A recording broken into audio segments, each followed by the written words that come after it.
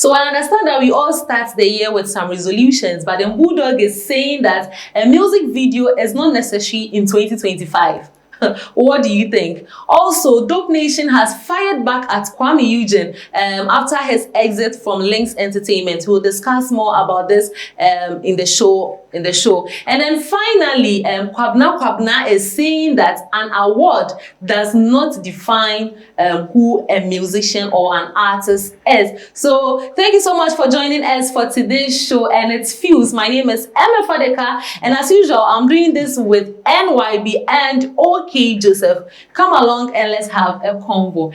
So let's start with BullGod, that's Shatta Wale's former manager, right? He's saying that a music video is not necessary in 2025. What do you think? Well, I kind of want to understand where he's coming from, because the attention has, in a way, moved from long form visual content to short form in terms of the music discourse, because we have more of the TikToks, the IG shorts, even YouTube has YouTube shorts, the reels, IG's reels. So we are getting into those spaces, but I don't, using the word unnecessary is also not correct, because if, let's say, the actual market which pushed us to do music videos, they are still consuming music videos and they are still shooting high budget videos. How can we say it's useless?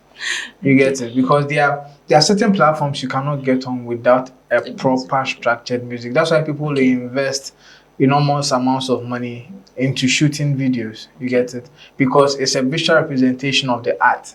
So in as much as short video forms are there are some songs that require articulate storytelling and art direction, which would propel it to have a different lease of life.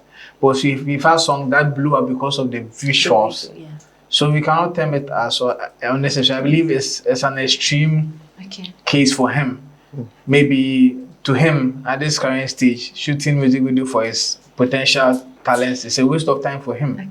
But let's not forget that without an official music video, channels like this one, channels YouTube, yes, cannot play. You get me? And we've had so many beautiful songs that have faded away because they didn't even have a video to it. So I disagree with what BullGod said, but I understand the fact that short video forms is now a popular route and it's cheaper for a lot of artists who do not have money to take that route. So I understand, but it is a statement made not with facts, but with emotions. Yes. Okay, so Joseph, are you on the same page? So music videos are actually an element of the music itself, okay? And sometimes just listening to the song, you don't really get the message. Some videos actually go to the extent of explaining what is in the song, the content of the song or the lyrics. So music videos actually play important roles in music. I don't know why big artists like the Drakes and the others we are still learning from are still shooting videos. They are not saying music videos are not important, they are not essential for their craft. So they'll just hit the studio, record, do some short skits with TikTok influencers who have now in time become celebrities in our spaces.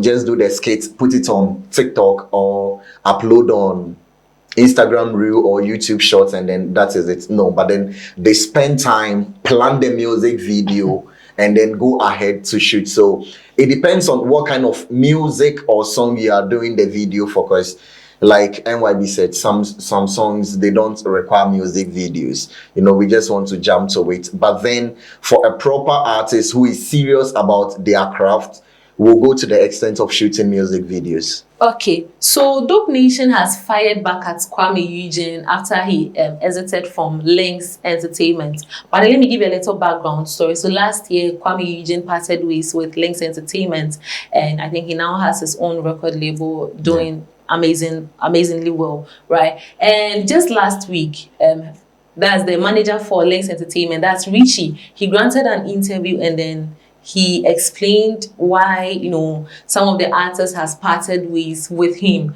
And now DopeNation is actually attacking, or let me say bashing Kuami Eugene for leaving Lynx Entertainment. Let me start with you. What do you think about it? I think this is a reverse reaction. Okay. Okay. DopeNation, they were formally signed to Lynx Entertainment, and then when they left the label, Kuami Eugene in an interview said that what was meant for 4 is now meant for 2. Yeah.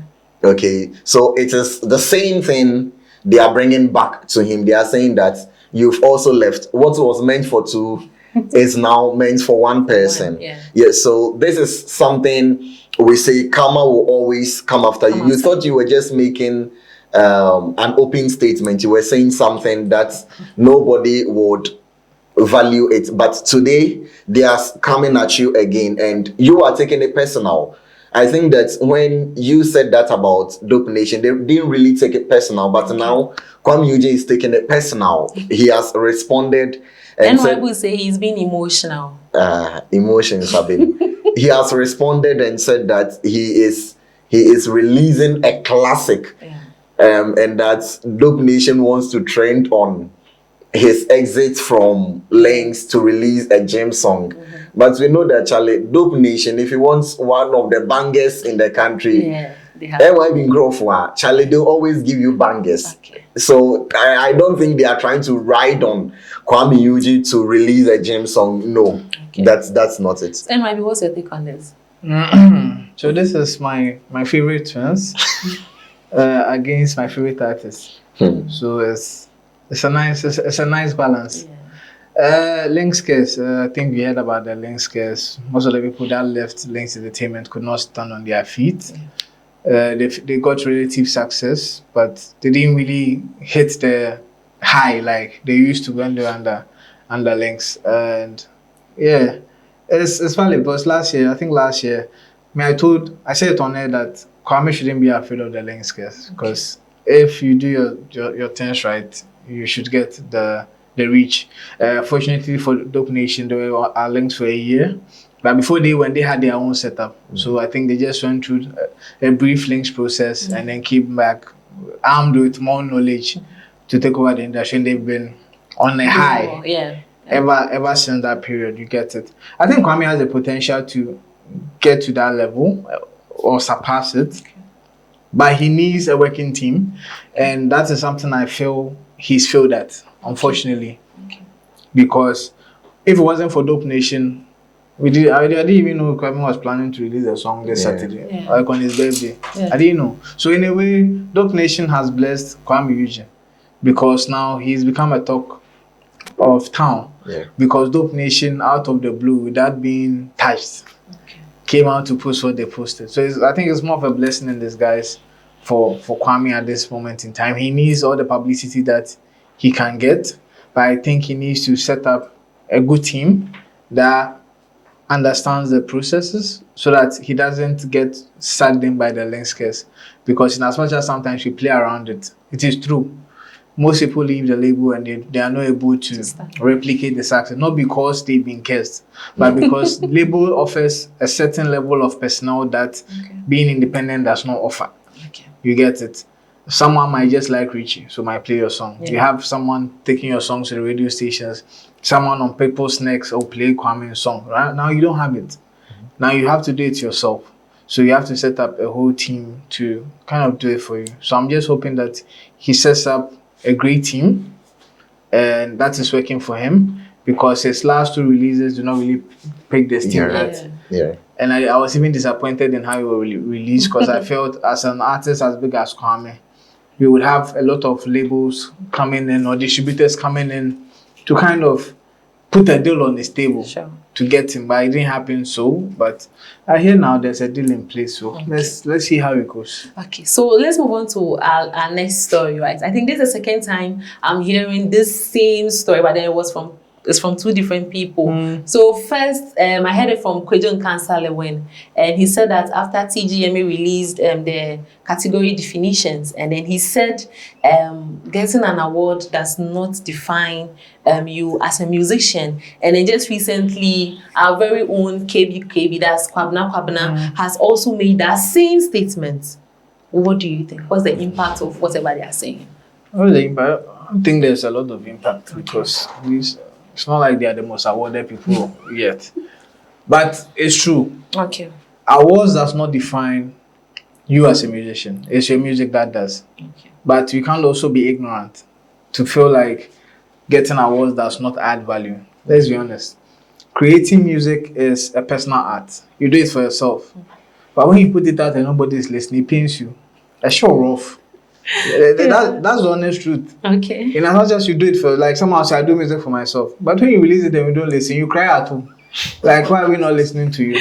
Yeah. So if you do good music and you're not rewarded, it's painful. Okay. You get it? And I know sometimes that is what necessitates all these conversations. Oh, I was there. It's not like this, like that. Yes, it's not like this, like that. But when you are writing a proposal or you are going to a room, you lead with awards that you've got. Yeah. I know people who get out, like the awards they get. That's the first thing. A multiple award winning. You get me? Yeah. They put you at the pedestal. That's why Stonebwoy wants to be known as a 3-time artist of the year, even though he's not yet. Because though he will be. Because it adds a certain layer of weight to what you are doing. So yes, it does not define an artist. Okay.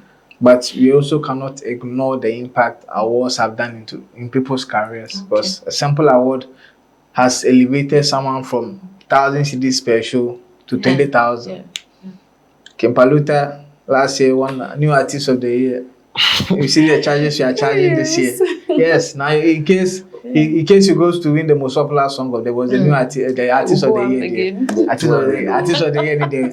5 minutes. Can promise. When he goes to win the song of the year, that means 250, 300,000. Yeah. After one more show because he just came here, but still 300,000. Okay, listen, what do you have to say? I'll say artist of the year, they can promise. I said the Wakanda is a fact and it's a must. Ain't here? I wouldn't even leave room for ambiguity. Yes. Okay, it's okay. Artist of the year, they can promise. And your promise is no more making. Yeah. So awards, some awards carry a lot of weight. Okay.